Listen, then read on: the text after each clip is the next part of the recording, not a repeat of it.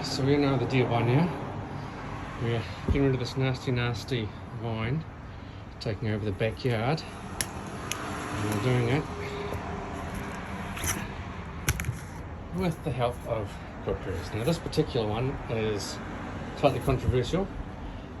It's American made. It's a Kabar BK21. Some would argue that it's not a kukri because A, it's not made in Nepal, and B, it doesn't have a choke.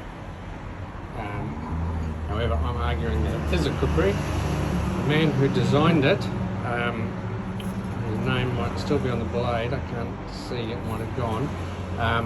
Mr. Reinhardt was an armourer and a knife maker, a bit of a historian, and he went to Nepal as opposed to just, looking up things on the internet and books, and went over there and chatted to people and got their viewpoint on what they thought makes good kukri and how they use it. And he came back to America and he made two versions which he had people make. And this is one of them. This one is a modern recreation of his, made by Kabar and Ethan Becker. So it's got a Becker handle. Kabar made the blade. It's got Kabar Ethan Becker's 1095 Crow Van, which isn't a good steel. It's not a knife making steel, put it that way. Really, it's just an industrial steel. Why then actually use 01 or a decent tool steel, I have no idea. Well, I suspect cost. Anyway, this knife is Frank's, or Hank, I'm not sure of his name, version of what he thought a good American styled kukri should be. It's got a 4.7mm thick blade. It's got a fairly deep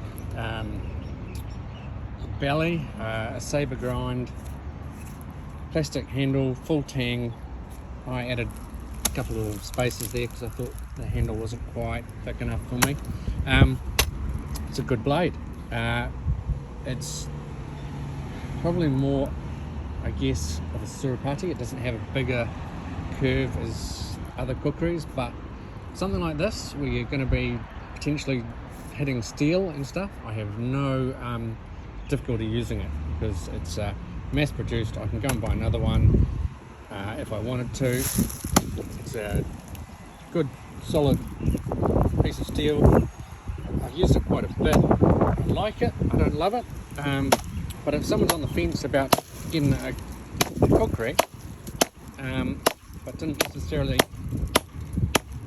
want to get a traditional one, this is a good option. The sheath I don't think is the sheath that actually was supposed to come with it. I think the sheath is more of an afterthought that was chucked on. However, enough talked. Let's do some chopping.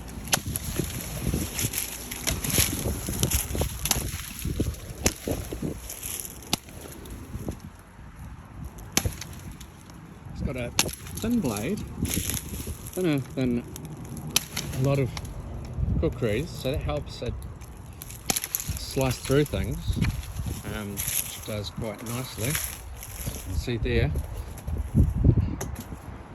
It's got a still fairly long blade. It's about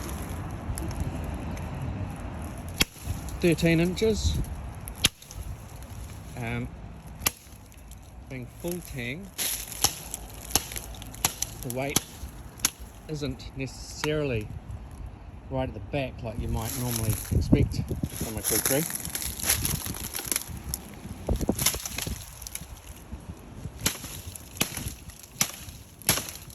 But it certainly absorbs chopping. Doesn't hurt your hand. There's no hot spots. It's very much a Western style handle. This stuff is nasty. When it's dead, it goes really dry. When it's green, it's really easy to chop, but this stuff is just nasty. It's also not stationary because I'm holding it, phone in one hand and stuff. Oh, yeah, a bit of green stuff. So yeah, when it's green, it's just soft as, but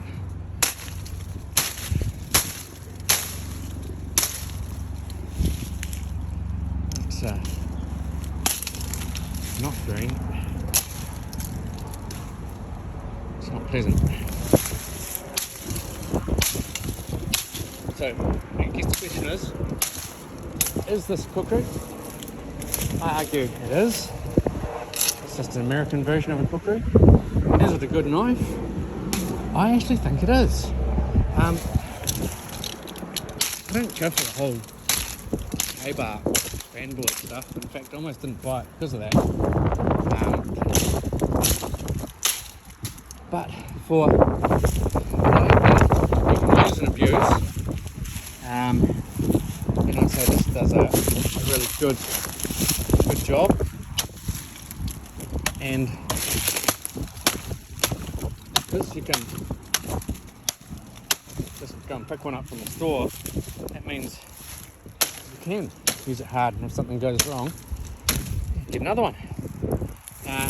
As opposed to, handmade ones which have to be brought in and all that stuff. Plus there's, I understand, a few aftermarket parts you can get for it. So if you want a different sort of style handle, there's people who make different style handles for it. If you want a different sheath, pretty sure a Kydex maker would be happy to make you a sheath for it.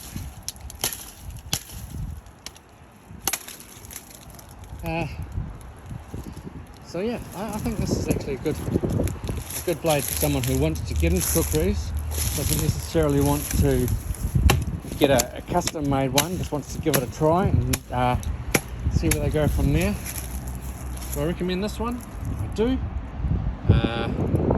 Is it the bee's knees of kukris? No, I don't think it is. I think the steel on it is not very good, and I think the heat treatment seems to be alright. It does have a teeny little bit of chipping or something right at the end of that blade from the last time I used it. I think I might have hit a stone. But and it will rust at the cat sneezes on it and it will rust. And you can see there's some staining and rusting on that. You can clean up with sandpaper. At the end of the day, this is a user, not a safe queen, so I don't really care. The fact that it's only a 4.7mm blade makes it a good slicer. I've used this for cooking and flipping burgers on a barbecue and stuff, so very versatile, very good American style kukri. Not a traditional one, not a Nepalese one, not handmade, but a good option if you want to have fun chopping and don't care about the traditional stuff. Cheers guys, have a good day.